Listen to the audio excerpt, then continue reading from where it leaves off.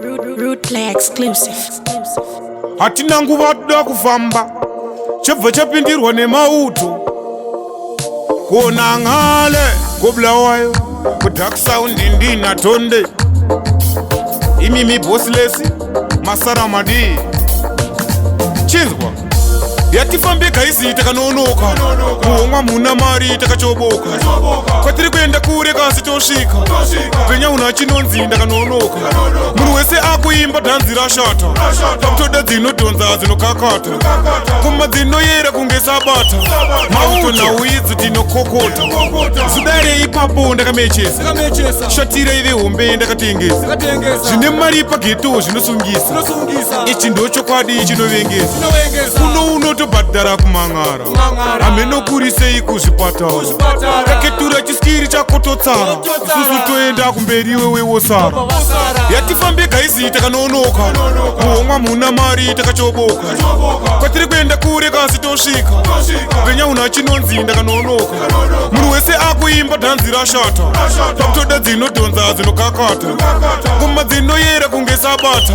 mauto nhau idzi tinokokota bossless mafoni vanotengesa bati dzimwe mbavha dzepanze dzinozvimbisa hanzvadzi yangu yaitombokechesa yatora shamu ndikabva ndaiputisa madomasi izvozvi yakutengesa akubata kwamwari kunoshamisa matukei aya ari kutizvimbisa dai porisi yaigona taivasungisa kupinda nemoyo kunotorovesa kwedu manje chigaito chigayisa kuonodarika ziso kunorovesa chinzwa unzwe mauto tikisimbisa mauto tizitepi dzidzo kwadzo kana tadha kwatine muridzo konangale ndiri mazvikwiko tovhura muromo ngehipo yatifambe